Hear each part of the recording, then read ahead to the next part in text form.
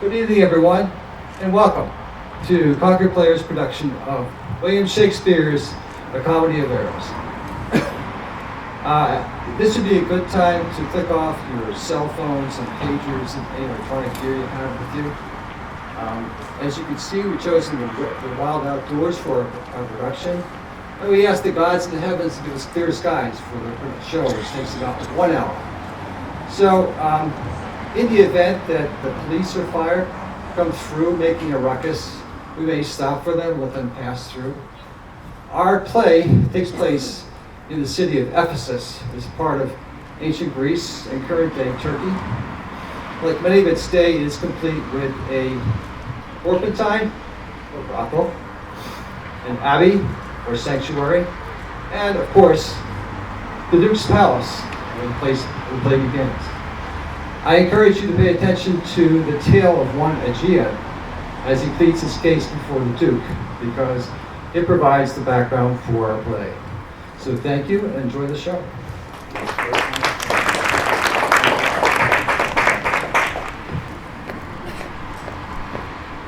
Merchants of Syracuse, plead no more. I am not partial to infringe our laws. If any born at Syracuse be seen at any of the marts and fairs of Ephesus, he dies. His goods confiscated, to the Duke's dispose, unless 1,000 marks be levied to quit the penalty and to ransom him. Thy substance, valued at the highest rate, cannot amount unto 100 marks. Therefore, by law, thou art condemned to die. So, Syracusans, say in brief the cause why thou departest from thy native home, and why thou camest to Ephesus.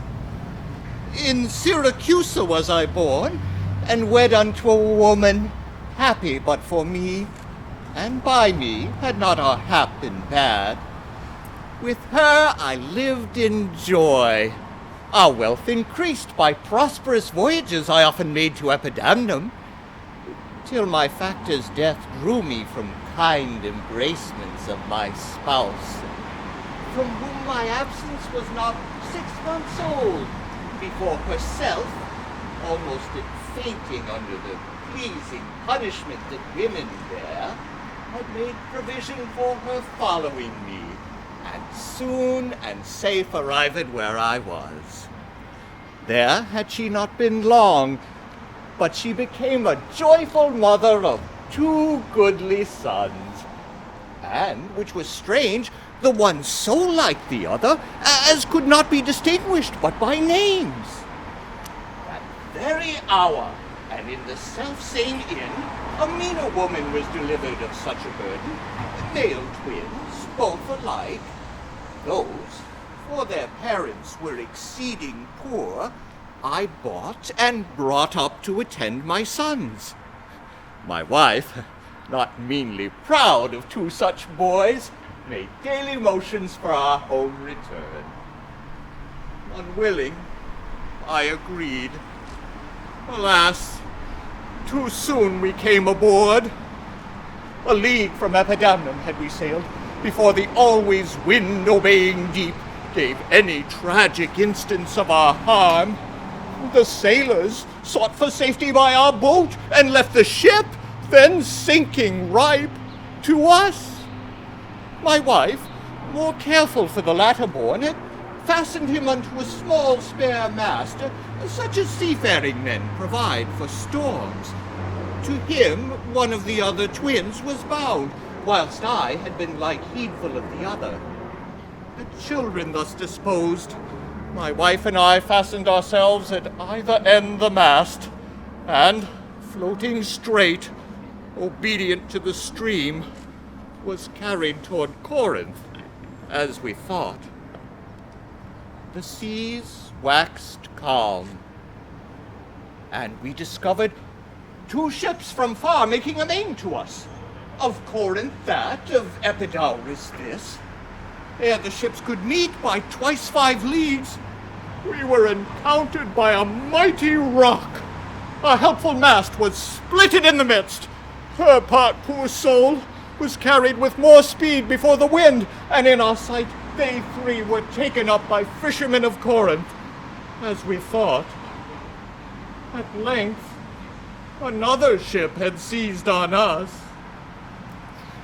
Thus have you heard me severed from my bliss. What hath befallen of them and thee till now?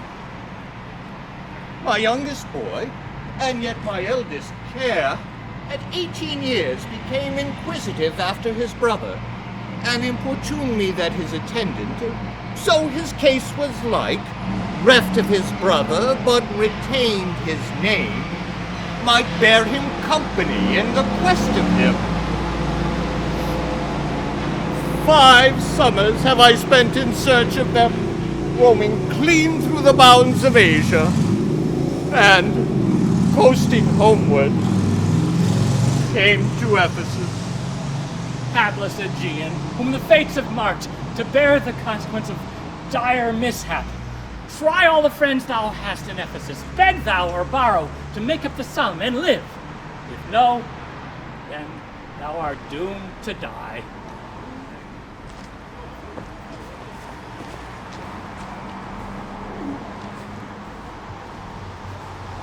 Bear this gold to the centaur where we host, and stay there, Dromio, till I come to thee. Within the hour it will be dinner time. Till then I'll view the manners of the town, peruse the traders, gaze upon the buildings, and then return and sleep within mine inn. For with long travel, I am stiff and weary. Many a man would take you at your word and go, indeed. Having so good a mien. Oh.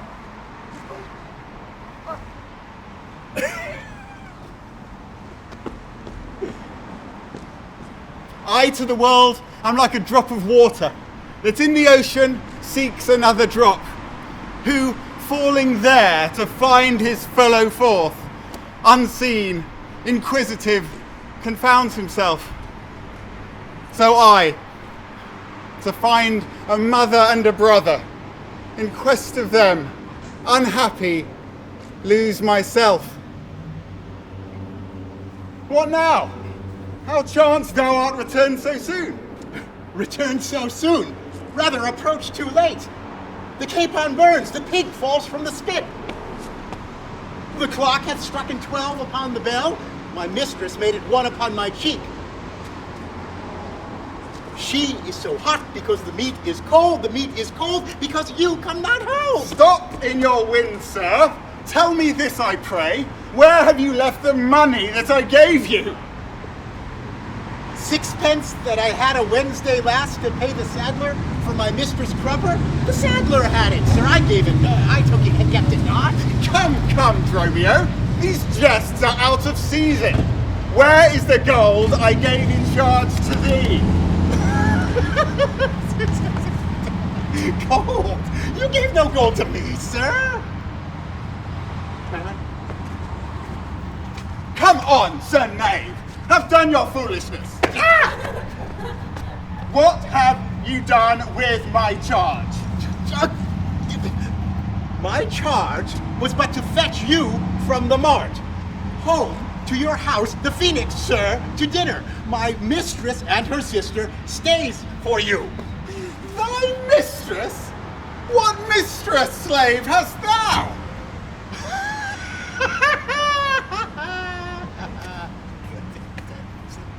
Why, your worship's wife? My mistress at the Phoenix? She that doth fast till you come home to dinner and prays that you will hie you home to dinner. Tell what safe place you have bestowed my money, or I shall break that merry sconce of yours. Where is the 1,000 marks thou hast of me? Why, sir, what do you mean? What? Will thou flout me thus unto my face, being forbid? There, take you that, and that. For God's sake, hold thy hands, and nay, and if you will not, I'll take to my heels. Upon my life! By some device or other, the villain is o'erwrought of all my money. They say this town is full of cozenage, as nimble jugglers that deceive the eye, dark working sorcerers that change the mind, soul-killing witches that deform the body, disguised cheaters, prating mountebanks, and many such like liberties of sin. If it proves so, I will be gone the sooner. I'll to the centaur to go seek this slave. I greatly fear my money is not safe. Neither my husband nor the slave returned. There was such haste, I sent to seek his master. Good sister, let us dine and never fret. A man is master to his liberty. He'll go or come. If so, be patient, sister. Why should their liberties than ours be more? Because their business still lies out to door. Look, when I serve him so, he takes it ill. Oh no, he is the bridle of your will. There are none but asses would be bridled, so... Oh! The beasts, the fishes, and the winged fowls are their male subjects and at their controls. Men, more divine, masters of all these, are masters to their females and their lords. Then let your will attend on their accords. This servitude keeps you unwed. Not this, but trouble in the marriage bed. Were you wedded, you might bear some sway. Ere I learn love, I will practice to obey. So thou, who hast no unkind mate to grieve thee, with urging helpless patience wouldst relieve me. I will marry one day, but to try. Here comes your man. Now is your husband nigh. Say, is your tardy master now at hand?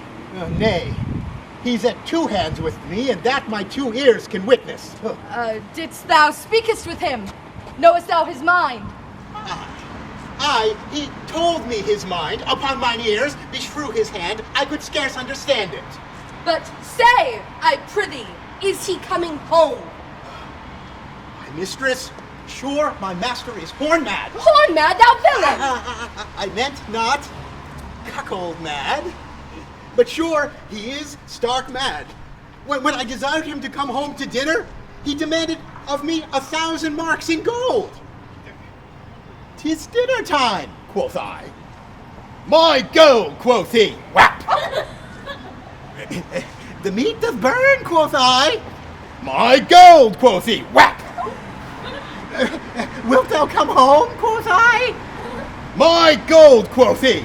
Where is the 1,000 marks I gave thee, villain? Whap, whap, whap, whap, whap. The pig is burnt, quoth I. My gold, quoth he. Whap. But my mistress, sir, quoth I. Hang up thy mistress. I know not thy mistress. Out upon thy mistress. Quoth who? Quoth my master.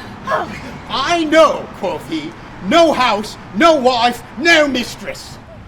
And so, my errand, due unto my tongue, I thank him, I bear home upon my shoulders, for in conclusion, he did beat me there. We'll go back again, slave, and bring thy master home. Go back and be new beaten home. For God's sake, send some other messenger. Back, slave, or I will break thy pate across. Am I so round with you as you with me, that like a football you will spurn me thus? You spurn me hence, and he will spurn me hither. If I last in this service, he must case me in leather. Fie, sister, how impatience rowleth in your face. I know his eye doth homage otherwhere, or else but lets it he would be here. Sister, you know he promised me a chain to keep good quarter with his bed. Well, since my beauty cannot please his eye, I'll weep what's left away, and weeping die. How many fond fools serve mad jealousy? The gold I gave to Dromio is laid up safe at the Centaur, and the heedful slave is wandered forth in care to seek me out. Why, how now, sir? Is your merry humour altered? As you love strokes, so jest with me again. You know no Centaur.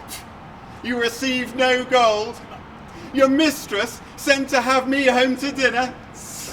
What answer, sir? When spake I such a word? Even now, even here, not half an hour since. I have not seen you since you sent me hence. Home to the Centaur with the gold you gave me. Villain! Thou didst deny the gold's receipt, and toldst me of a mistress and a dinner, for which I hope thou feltst I was displeased. What?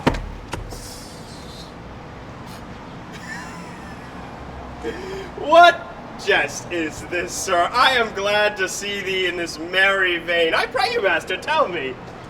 Yea, dost thou jeer and flout me in the teeth? Think'st thou I jest? Hold, thank you that, and that.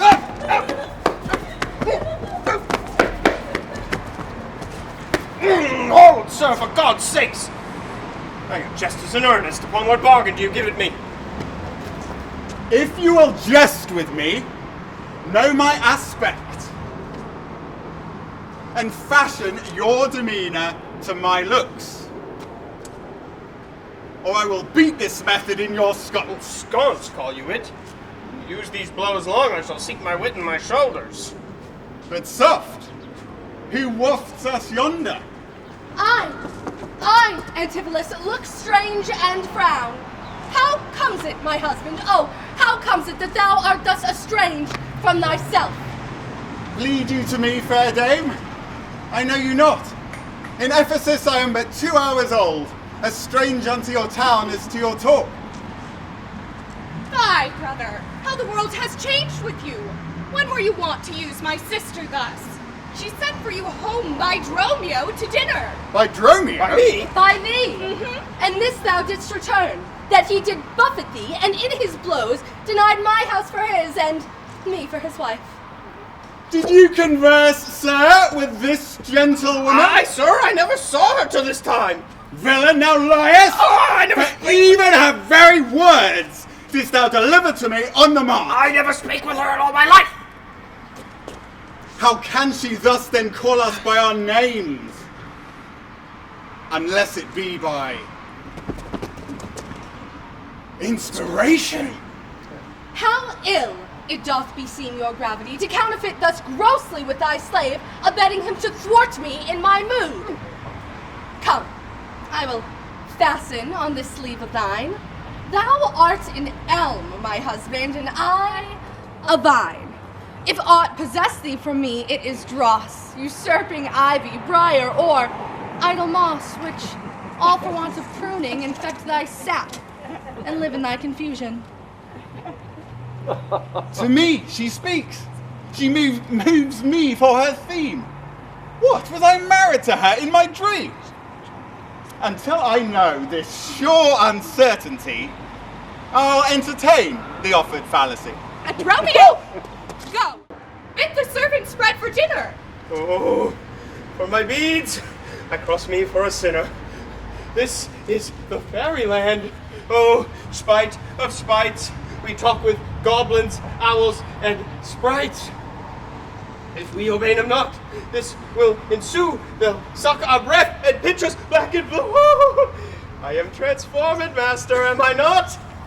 If thou art, 'tis to an ass. Oh, 'tis true. She rides me and I long for grass. Oh, 'tis so. I am an ass. How can it be that I know her as well as she knows me? Come, sir, to dinner. Dromio, keep the gate. Sirrah, if any look for your master, say he dines here, and let no creature enter. Am I in earth, in heaven, or in hell? Sleeping or waking, mad or well advised? Known unto these and to myself disguised. Come, Antipholus, we dine too late. Gate.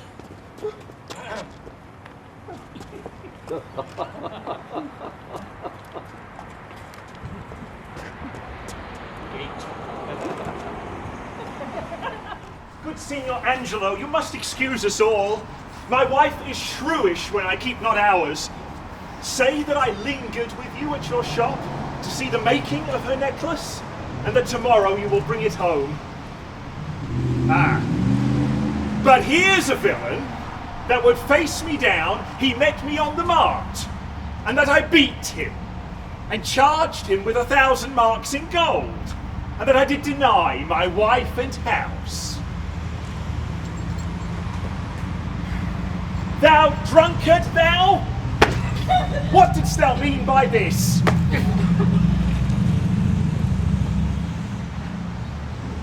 Say what thou wilt, sir, but I know what I know. That you beat me on the mart, I have your hand to show. If the skin were parchment and the blows you gave were ink, your own handwriting would tell you what I think. I think thou art an ass. Marry, so it doth appear from the wrongs I suffer and the blows I bear. I should kick being kicked, and being at that pass, you would keep from my heels, and beware of an ass.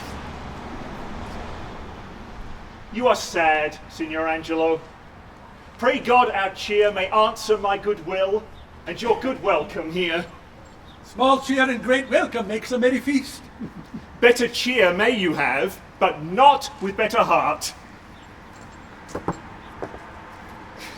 But soft, my door is locked. Go, bid them let us in. Maud, Bridget, Marianne, Cecil, Julian, Jen. Mom! Maltos! Capon! Coxcomb! Idiot! Patch! Either get thee from the door or sit down at the hatch. Dost thou conjure for wenches when thou calls for such a store? When one is one too many? Go! Get thee from the door!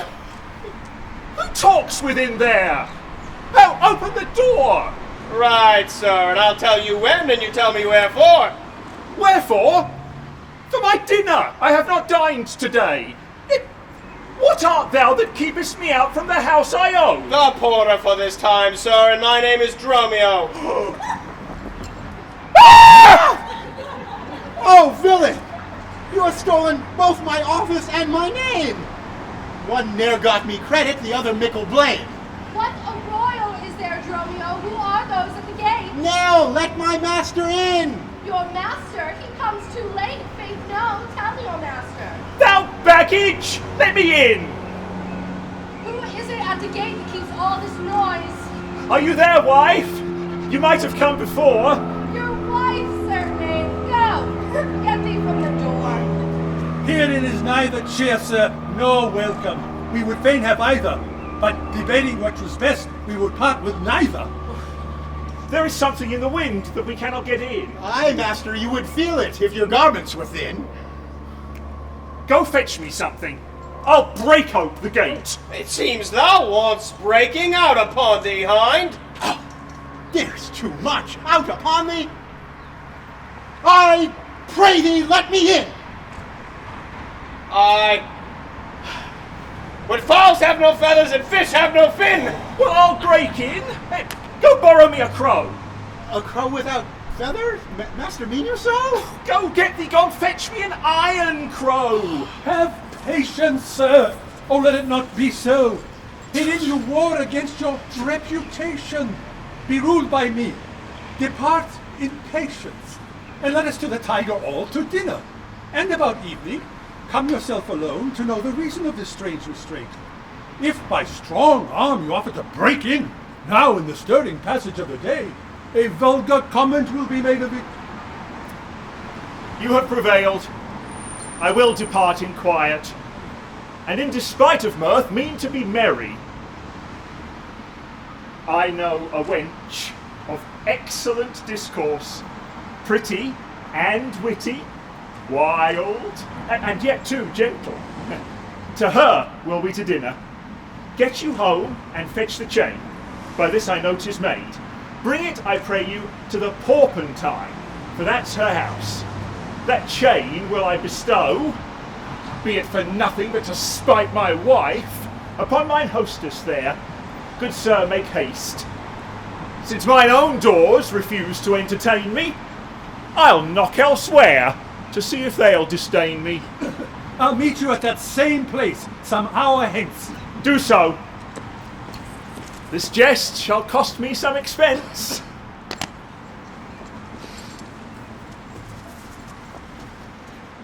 If you did wed my sister for her wealth, then for her wealth's sake use her with more kindness. Or, if you like elsewhere, do it by stealth, bear a fair presence, though your heart be tainted, be secret false, what need she be acquainted? Oh, alas, poor women, make us but believe we who take what you say, that you love us, though others have the arm, show us the sleeve. We and your motion turn, and you may move us. Then, gentle brother, get you in again, comfort my sister, cheer her, call her wife. 'Tis holy sport to be a little vain when the sweet breath of flattery conquers strife. Sweet mistress, what thy name is else I know not, nor by what wonder ye do hit of mine. But if that I am I, then well I know your weeping sister is no wife of mine, nor to her bed no homage do I owe. Far more, to you do I decline. Sing, siren, for thyself, and I will dote. What? Are you mad that you do reason so? Not mad, but confused, how I do not know. It is a fault that springeth from your eye. For gazing on your fair beams, sun being by. Gaze where you should, and that will clear your sight. As good to wink, sweet love, as look on night. Why call you me love? Call my sister so. Thy sister's sister. That's my sister. No, it is thyself. Mine own self's better part. Mine eye's clear eye. My dear heart's dearer heart. My food, my fortune, and my sweet hope's aim. My soul earth's heaven, and my heaven's claim. All this my sister is, or else should be. Call thyself sister sweet, for I am thee. Thee will I love, and with thee lead my life. Thou hast no husband yet, nor I no wife. Give me your hand.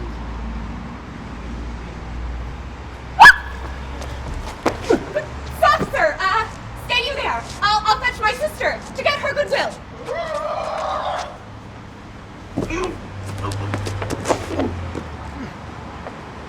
Why, how now, Dromio? Where runnest thou so fast? Do you know me, sir? Am I Dromio? Am I your man? Am I myself?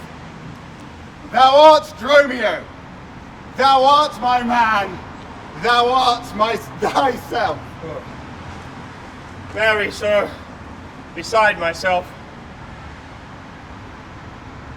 there is a woman who claims me. A woman who haunts me. A woman who will have me. What is she? A very reverent body. I have but lean luck in this match, although it's a wondrous fat marriage. Then she bears some breadth? No longer from hip to head, from head to toe, than from hip to hip. She is, spherical. Like a globe. I could find out countries in her.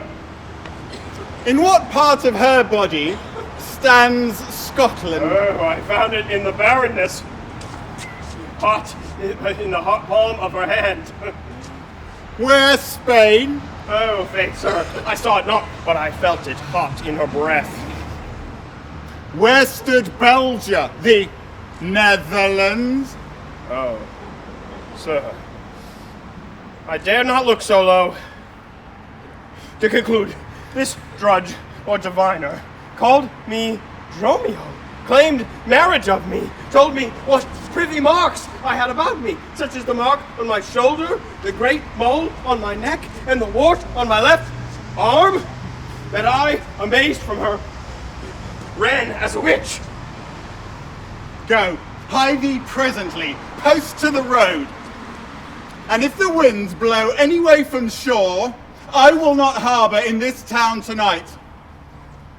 If any bark put forth, come to the mart, where I will walk till thou return to me.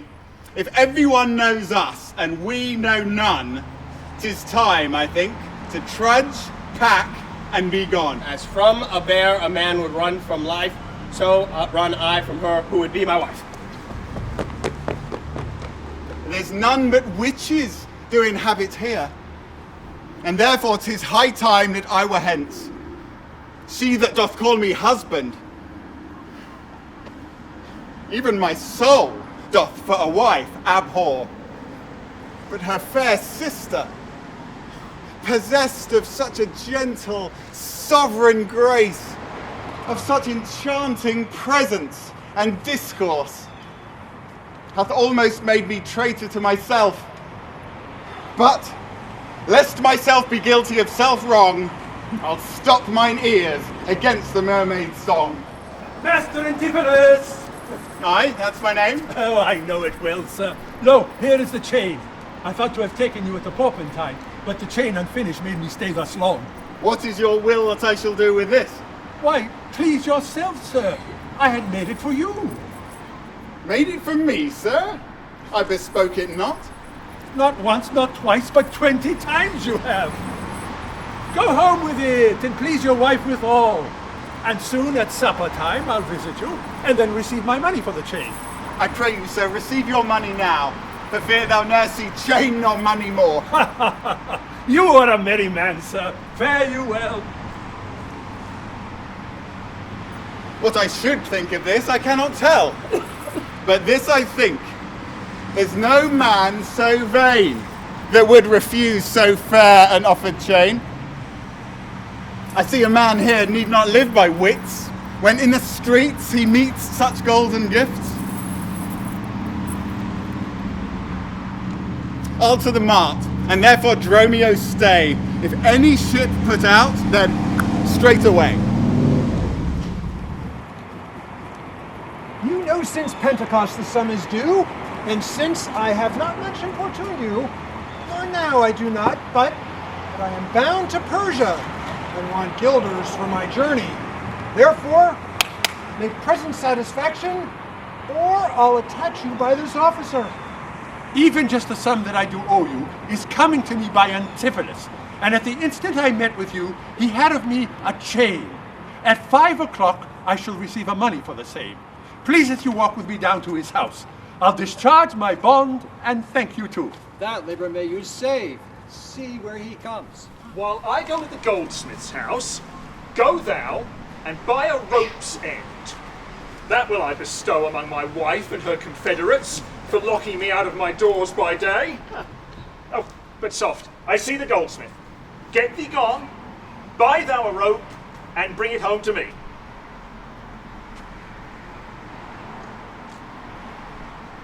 I buy £1,000 a year. I buy a rope. A man is well hoist up that trusts to you. I promised your presence and the chain, but neither chain nor goldsmith came to me. Belike you thought our love would last too long if it were chained together, and therefore came not. Saving your many humour, sir, here is the note. How much your chain weighs to the utmost carat, the fineness of the gold, and the chargeful fashion, which doth amount to 3 odd ducats more than I am indebted to this gentleman. I pray you, sir, see that he is present at this charge, for he is bound to see and stays but for it. Good signor, take the stranger to my house, and with you take the chain, and bid my wife disperse the sum on the receipt thereof. Then you will bring the chain to her yourself? No, bear it with you. Well, sir, I will. Have you the chain about you? and if I have not, sir, I hope you have, or else you may return without your money. Nay, come, sir, I pray you, give me the chain. Both wind and tide stays for this gentleman, and I, to blame, have held him here too long. Good Lord. You use this dalliance to excuse your breach of promise to the Porpentine. I should have chid you for not bringing it, but like a shrew, you first begin to brawl. The hour steals on. I pray you, sir, dispatch. You hear how he importunes me? The chain. Why, give it to my wife and fetch your money. Come, sir, you know I gave it to you even now. Either send me the chain, or send me by some token. Fie, now you run this humour out of breath. Where's the chain? I pray you let me see it. My business cannot brook such dalliance. Good sir, say whether you'll answer me or no. If not, I'll leave him to the officer. I answer you? What should I answer you? The money you owe me for the chain.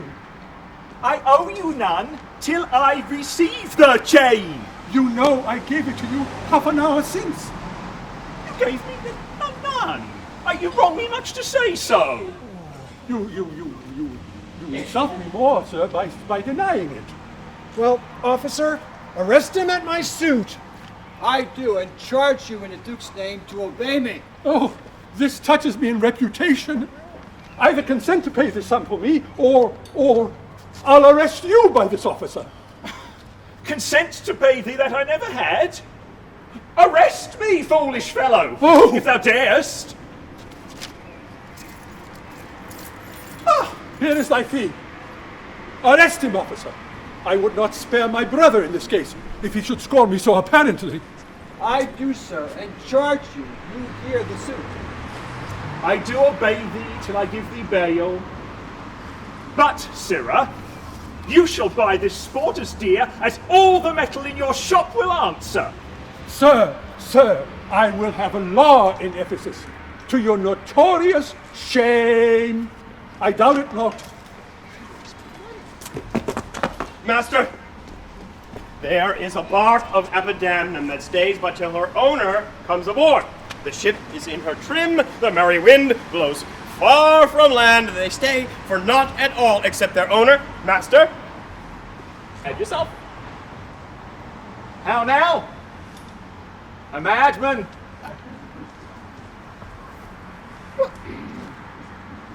Why, thou peevish sheep? What ship of Epidamnum stays for me? The ship you sent me to hire passage. Thou drunken slave, I sent thee for a rope, and told thee to what purpose and what end. You sent me to the bay, sir, to hire a bark. I will debate this matter at more leisure, and teach your ears to list me with more heed. To Adriana, villain, hie thee straight. Give her this key, and tell her In the desk that's covered all with Turkish tapestry, there is a purse. Let her send it. Tell her I'm arrested in the street, and that shall bail me. Hie thee, slave, be gone. On, officer, to prison till it come.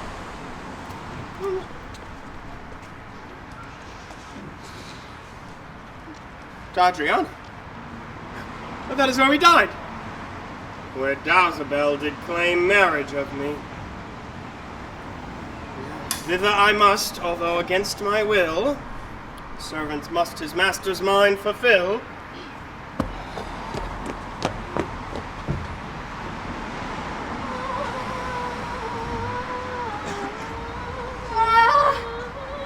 Luciana! Did he tempt thee so? Mightest thou perceive austerely that he did plead in earnest? Yea or no? First, he denied you had in him no right. Then swore he that he was a stranger here, and that love I begged for you, he begged for me. With what persuasion did he tempt thy love? With one that in an honest suit might move. First he praised my beauty, then my speech. Did speak him fair? Have patience, I beseech. No! I cannot, nor will not hold me still. My tongue, though not my heart, shall have its will. He is deformed, crooked, old, and sere, ill-faced, worse-bodied, shapeless, everywhere, vicious, ungentle, foolish, blunt, unkind, spotted on body, worse in mind. Who would be jealous of such a one? No evil lost is wailed when it is gone. No, but I think him better than I say. Though in others' eyes he would be worse. Far from her nest the lapwing cries away. My heart pleads for him, though my tongue do curse. Here, go! Ooh. The desk, the purse, sweet now, make haste! Why, man, what is the matter? I do not know the matter. He is arrested on a case. What? Is he arrested? At whose suit? I do not know at whose suit he is arrested well, but he's in a suit of blue. That I can tell. Will you send him, sir? Redemption. The money in his purse. Go, sister, fetch it. Oh. This I wonder at, that he, unknown to me, would be in debt. There is the money, Dromio. Go, bear it straight, and bring thy master home immediately. Come, sister. Master! Here is the gold you sent. What? Have you got the better of old Adam? What gold is this? What Adam dost thou mean? Well, not that Adam that kept the paradise, but that Adam that keeps the prison. He that went behind you, and like an evil angel bid you forsake your liberty. What? Thou meanest an officer? Aye, sir. A sergeant of the bond. He that brings any man to answer it that breaks his bond? Well, sir, there rest in your foolery. Is there any ship puts forth tonight? May we be gone. I sent you word an hour since that the bark expedition set forth tonight. Then you were hindered by the sergeant. Here are the angels you sent to deliver us. The fellow is distract, and so am I. And here we wander in illusions. Some blessed power deliver us from hence. Well met, Master Antipholus. I see, sir, you have found the goldsmith now. Is that the chain you promised me today? Satan, avoid! I charge thee, tempt me not! Master, is this Mr. Satan? It is the devil! She is worse! She is the devil's dam! Come not near her! You're mad and you are marvelous merry, sir. Will you go with me? We'll mend our dinner here. Master, if you do, bespeak a long spoon. Why, Dromio? He must have a long spoon that must eat with the devil. Avaunt then, fiend! Why tellest thou me of supping? Thou art, as you are all, a sorceress. I conjure thee to leave me and be gone. Give me the ring of mine you had at dinner. Or for my diamond the chain you promised, and I'll be gone, sir, and not trouble you. Some devils ask but the parings of one's nail, but she, more covetous, would have a chain. Master, be wise. And you give it her, she will shake her chain and fright us with it. I pray you, sir, my ring or else the chain. I hope you do not mean to cheat me so. Avaunt, thou witch! Come, Dromio, let us go. Now, out of doubt, Antipholus is mad, else would he never so demean himself. A ring he hath of mine worth 40 ducats, and for the same he promised me a chain. Both one another he denies me now. My way is now to hie home to his house, and tell his wife that, being lunatic, he rushed into my house and took perforce my ring away. This course I fittest choose, for 40 ducats is too much to lose. Fear me not, man, I will not break away. I'll give thee, ere I leave thee, so much money to warrant thee as I am rested for. My wife is in a wayward mood today, and will not likely trust the messenger. That I should be attached in Ephesus. I tell you, 'twill sound harshly in her ears. Oh, but here comes my man. I think he brings the money. How now, sir? Have you that I sent you for? Here's that which I warrant you will pay them all.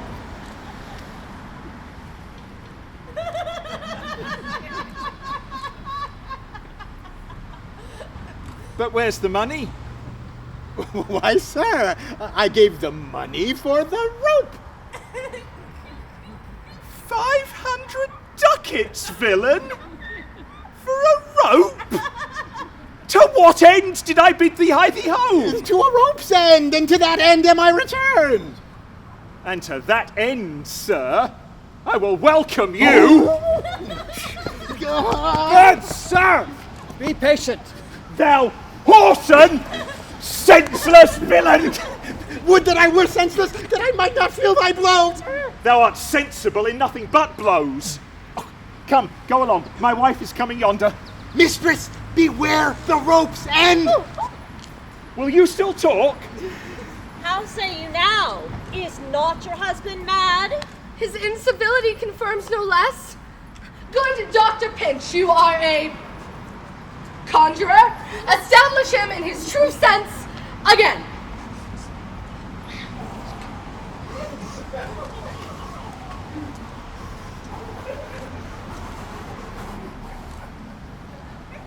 Give me your hand and let me feel your pulse. There is my hand, and let it feel your ear. Oh! Ow!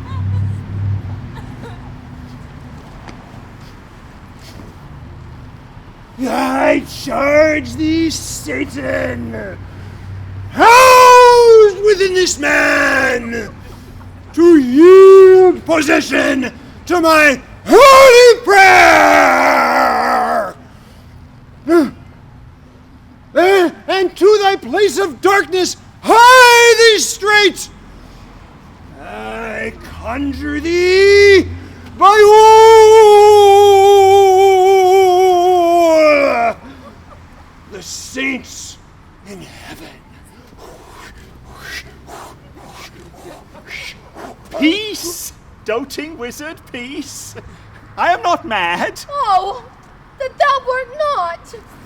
Poor distressed soul. You minion, you. Oh. But are these your customers? Did this companion with the saffron face revel and feasted at my house today? Whilst upon me the guilty doors were shut, and I denied to enter in my house? Husband, God doth know you dined at home today. Where would you have stayed free from this slander and this open shame? Dined at home? Mm-hmm. Thou, villain. What sayest thou? sir. Sooth to say, you did not dine at home. Were not my doors locked up and I shut out? Per die, your doors were locked up and you shut out. And did she not herself revile me there? Sans fable, she herself reviled you there. And did not I, in rage, depart from thence? In verity you did. My bones bear witness to the severity of your rage. Thou hast suborned the goldsmith to arrest me. Alas! I sent you money to redeem you by Dromio here, who came in haste for it. Money? By me? Heart and goodwill you might, but surely, master, not a rag of money. Went not thou to her for a purse of ducats? God and the rope maker bear me witness, I was sent for nothing but a rope. Mistress, both man and master are possessed! I know it by their pale and deadly looks. They must be bound and laid in some dark room. Say, wherefore didst thou lock me forth today? And why dost thou deny the bag of gold? I did not, gentle husband, lock thee forth. And gentle master, I received no gold, but I confess we were locked forth. Dissembling villain, thou speakest false in both. Dissembling harlot, Oh! thou art false in all, and art confederate with a damned pack to make a loathsome, abject scorn of me. But with these nails I'll pluck out those false eyes that would behold in me this shameful sport. Bind him! Bind him! Let him not come near me! More company! The fiend is strong within him. Go bind this man, for he is frantic too. What wilt thou do, thou peevish officer? He is my prisoner. If I let him go, the debt he owes will be required of me. I will discharge thee ere I go from thee. Bear me forthwith unto his creditor, and, knowing how the debt grows, I will pay it. Good, Master Doctor, see him safe conveyed home to my house. Most unhappy day! Oh, most unhappy strumpet! Wilt thou be bound for nothing? Be mad, good master, cry the devil! Go! Bear him hand, sister, you stay with me. Say, whose suit is he arrested at? One Angelo, a goldsmith. Do you know him? I know him. How much does he owe? Oh, 200 ducats. Oh, say, how goes it due? Due for a chain your husband had of him. He did bespeak a chain for me, but had it not. When your husband, all enraged today, came to my house and took away my ring, the ring I saw upon his finger now, straight after did I meet him with a chain. That may be true, but I never did see it. Come, bear me forth. I long to know the truth hereof at large. Oh, God in his mercy, they are loose again! Wait, we'll kill us!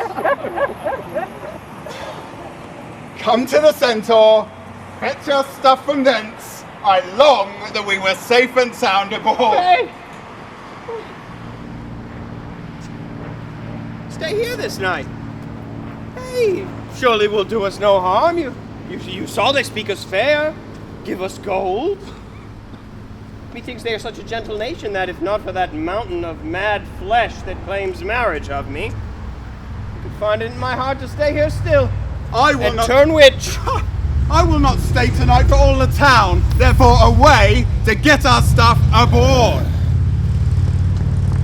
I am sorry, sir, that I have hindered you, but I protest he had the chain of me, although most dishonestly he doth deny it. How is the man esteemed here in the city? Of very reverend reputation, sir, of infinite credit, second to none that lives here in the city. His word might bear my wealth at any time. Speak softly, yonder. as I think he walks. 'Tis so. And that same chain about his neck which he forswore most monstrously to have. Good sir, draw near to me. I will speak to him.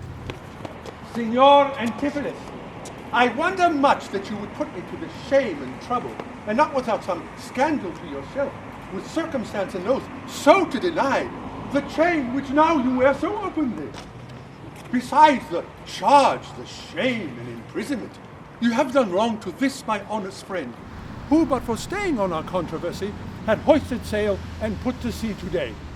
The chain you had of me, can you deny it? I think I had. I never did deny it. Ah, yes, that you did, sir, and forswore it too.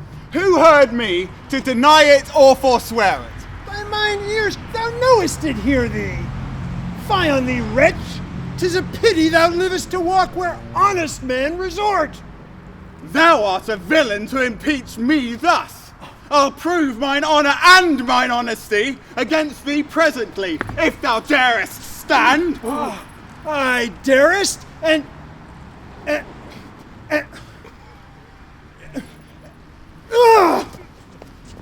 defy thee for a villain. Hold! Hold! Hurt him not, for he is mad! Some, get within him, take the sword away! Bind Dromio too, and take them to my house! Run, master, for God's sakes!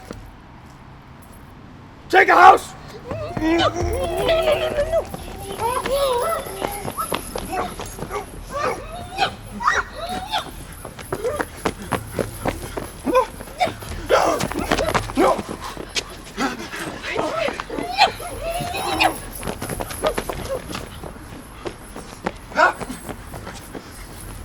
There is some priory in Overspoiled. Be quiet, people! Wherefore throng you hither? To fetch my poor, distracted husband hence. Let us in that we may bear him fast and bear him home for his recovery. How long has this possession held the man? This week? He hath been heavy, sour, sad, and much unlike the man he was. Still, never till this afternoon did his countenance break into extremity of rage. Hath he not lost much wealth by wreck of sea? Buried some dear friend?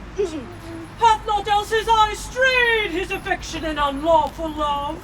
A sin prevailing much in youthful men who give their eyes the liberty of gazing. Which of these sorrows is he subject to? None of these, except it be the last. Namely, some love that drew him oft from home. It was the copy of our conference. In bed, he slept not for my urging it. At board, he fed not for my urging it. Alone, it was the subject of my theme. In company, I often spoke it. Still, did I tell him it was vile and bad. The venom clamors of a jealous woman.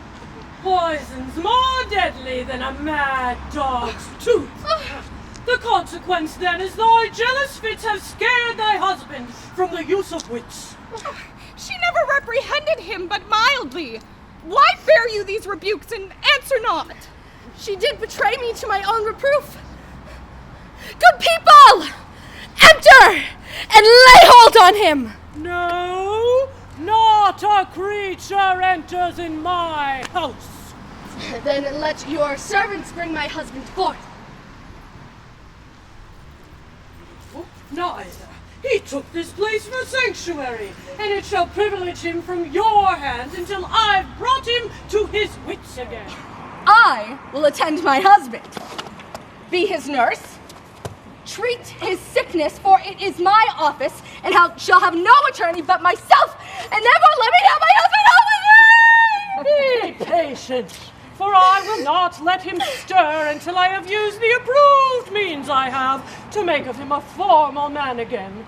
It is a branch and parcel of mine oath, a charitable duty of my order. Therefore depart, leave him here with me. I will not hence, and leave my husband here, and ill it doth seem your holiness to separate the husband from the wife. Be quiet and depart. Thou shalt not have him.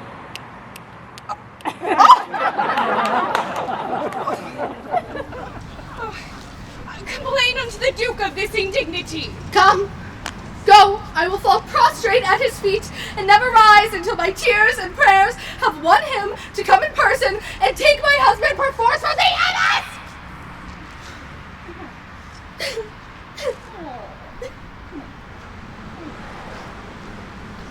By this, I think the dial points at 5. Anon, I'm sure, the Duke himself in person comes this way, to the melancholy vale, the place of death and sorry execution, behind the ditches of the abbey here. Upon what cause? To see a reverend Syracusan merchant, who unluckily put into this bay, against the laws and statutes of this town, beheaded publicly for his offense. See where they come. We will behold his death. Oh, kneel before the Duke, before he pass the abbey. And once again proclaim it publicly. If any friend will pay the sum for him, he shall not die.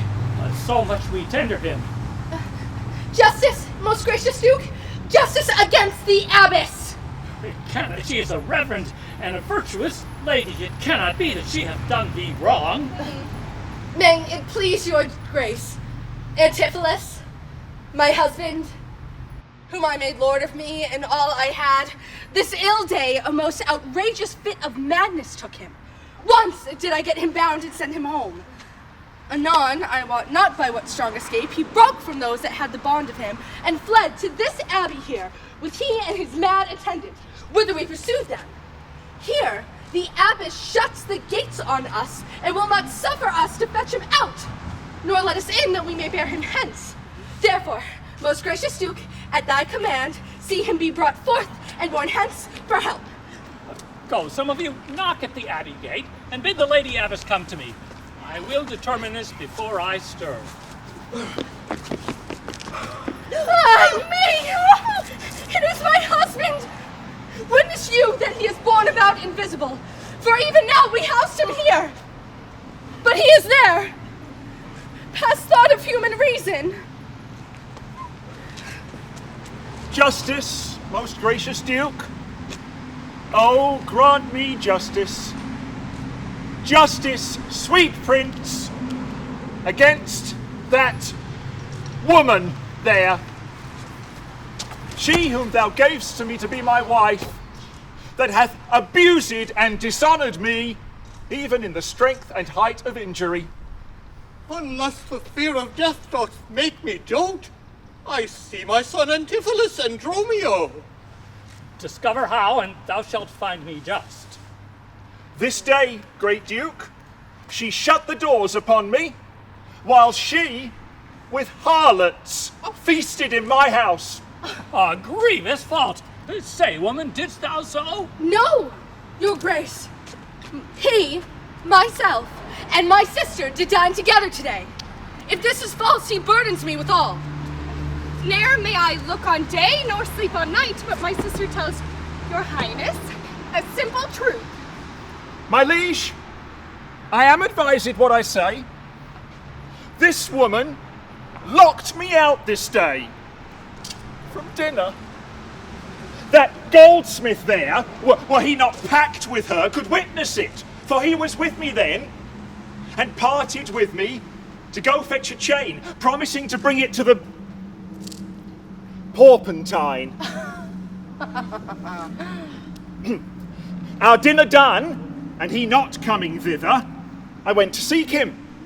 In the street I met him, and in his company that gentleman. There did this perjured goldsmith swear me down that I this day of him received the chain, which God he knows I saw not. For the which he did arrest me with an officer. I did obey, and sent my peasant home for certain ducats. He with none returned. Then, fairly, I bespoke the officer to go in person with me to my house. By the way, we met my wife, her sister, and a rabble more of vile confederates.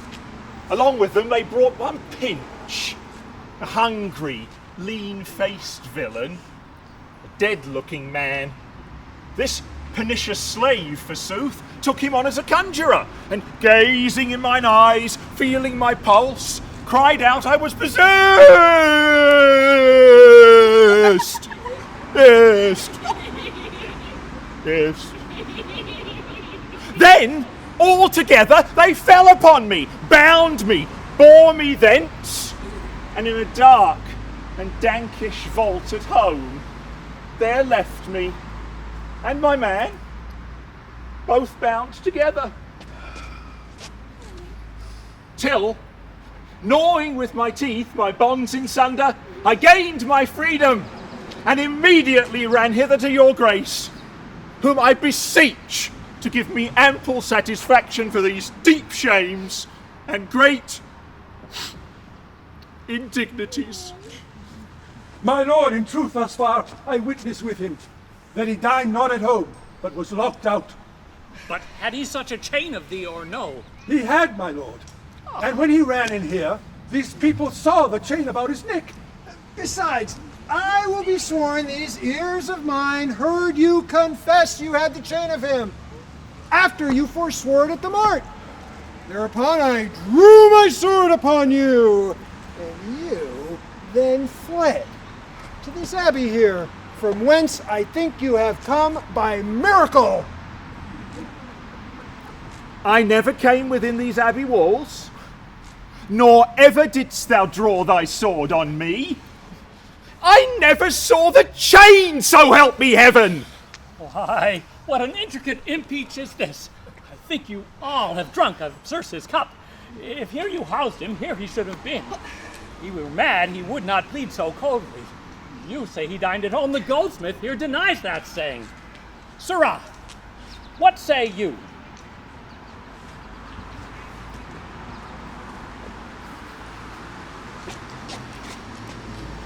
He dined with her there at the Porpentine. Oh.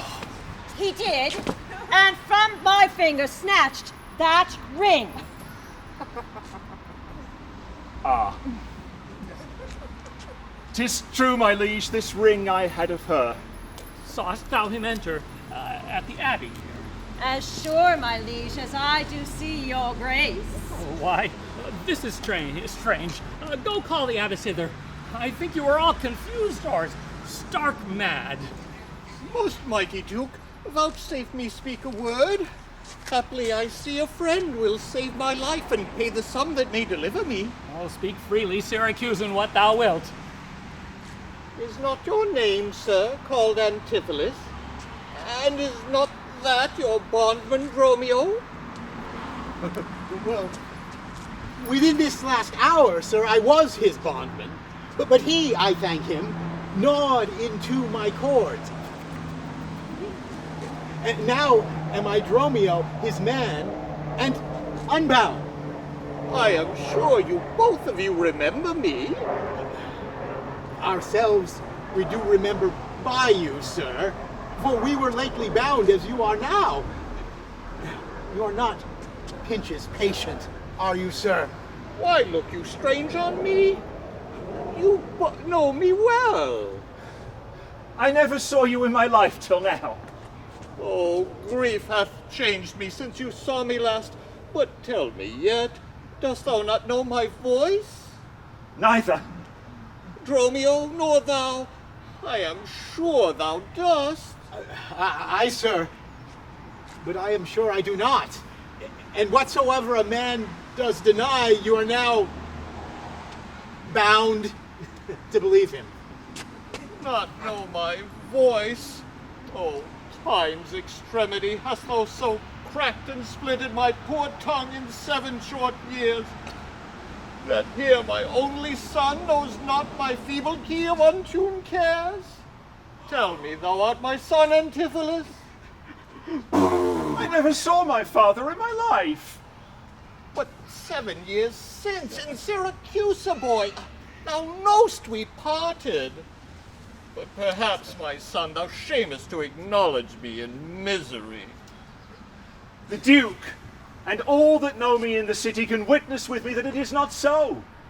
I ne'er saw Syracuse in my life. I tell thee, Syracusan, 20 years have I been patron to Antipholus, during which time he ne'er saw Syracusa. I see thy age and dangers make thee dote. Most mighty Duke, behold a man much wrong!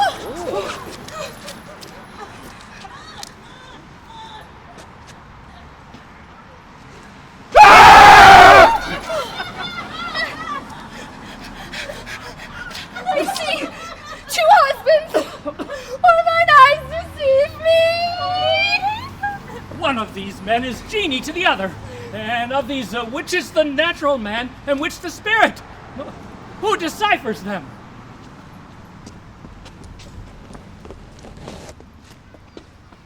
I, sir, am Dromio. Command him away. I, sir, am Dromio. Pray, let me stay. Egeon, art thou not? Or else his ghost? My old master, who hath bound you here? Whoever bound him, I will loose his bonds and gain a husband by his liberty.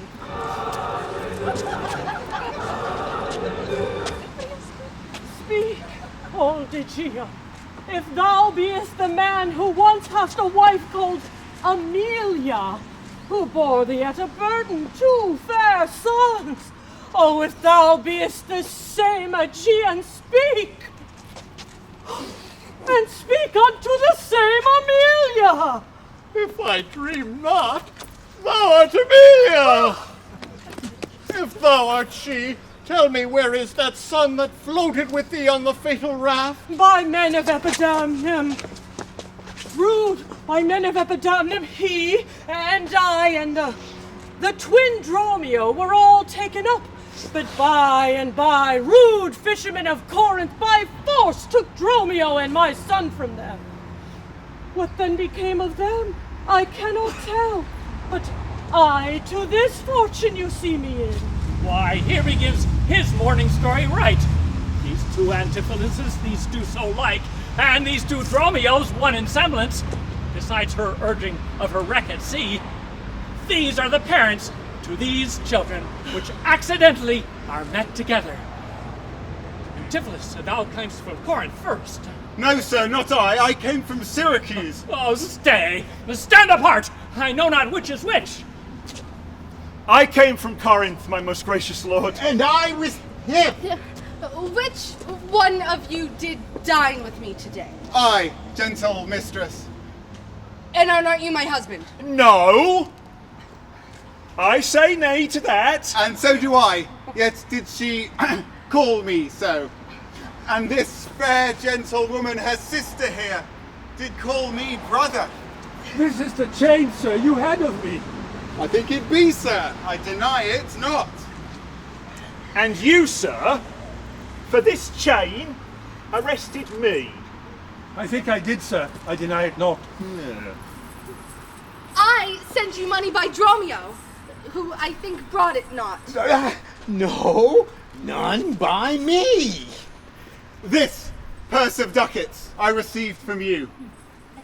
And Dromio, my man, did bring them me. I see we still did meet each other's man. And I was taken for him, and he for me. And thereupon these errors are arose.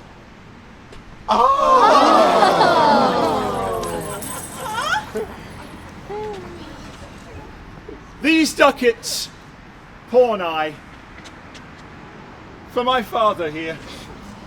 It shall not need. Thy father hath his life. Sir, I must have that diamond from you. Uh-huh. There, take it. And much thanks for my good cheer. Oh, renowned Duke, vouchsafe to take pains to go with us to the abbey here, and here at last discoursed all our fortunes, and all who are assembled in this place, that by sharing this one day's error have suffered wrong, go keep us company, and we shall make full satisfaction. The Duke, my husband, and my children both, and you, the calendars of their nativity, go to a gossip's feast and go with me. After so long grief, such festivity. With all my heart, I'll gossip at this feast.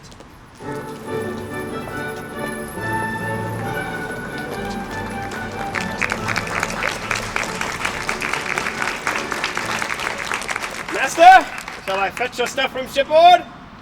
Dromio, what stuff of mine hast thou embarked? Your goods, sir, that lay at host at the Centaur. He speaks to me. I am thy master, Dromio. Come, go with us. We'll look to that anon. Embrace thy brother there. Rejoice with him.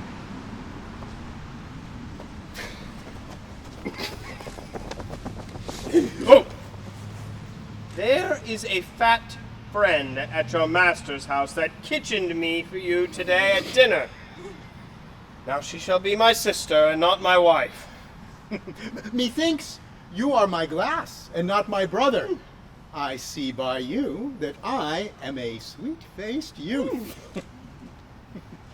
Well, will you walk in to see their gossiping? Not I, sir. You are the elder. Here's a question. How shall we try it? We'll draw cuts for the senior. Till then, lead thou first. Nay then, thus. We came into this world like brother and brother. Let's walk hand in hand, not one before the other.